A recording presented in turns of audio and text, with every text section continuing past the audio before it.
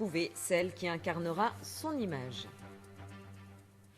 Et à la une donc, cette grève des généralistes qui, comme partout en France, n'épargne pas la région. Si vous avez consulté votre médecin aujourd'hui, il ne vous a probablement pas demandé votre carte vitale. L'objectif étant d'encombrer la sécurité sociale pour protester contre la généralisation du tiers payant. Reportage Didier Piton et Benoît Bénicourt. Tous un peu.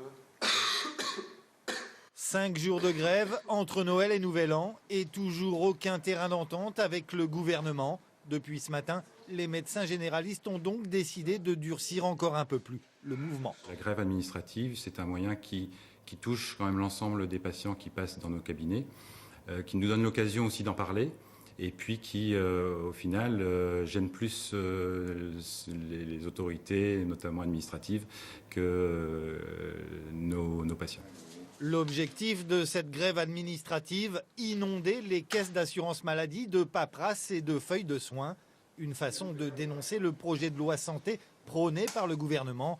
Un projet qui, selon les syndicats, remettrait totalement en question la profession. On a vraiment l'impression d'être une profession qui n'est plus reconnue, qui n'est plus entendue, qui n'est plus respectée. Moi, jusqu'à présent, mes patients ne m'ont jamais payé de facture, je ne leur fais pas de TVA. Ils me règlent des honoraires, c'est-à-dire que les patients m'honorent. À partir du moment où ils ne me régleront plus, mon patron, ça ne sera plus le patient, ça deviendra les organismes. Une gestion administrative préjudiciable à la santé des patients, c'est également l'avis de ce médecin, installé depuis une quinzaine d'années dans un quartier populaire de Tourcoing. Il prévient et met en garde la ministre de la Santé. Madame Touraine, il faut nous entendre et il faut absolument que vous compreniez que vous êtes en train de faire une réforme qui n'est une réforme antisociale, qui va profiter aux plus riches et qui va être à payer par les plus pauvres. Donc il faut changer et il faut devenir efficace. Les principes c'est bien, la réalité c'est mieux.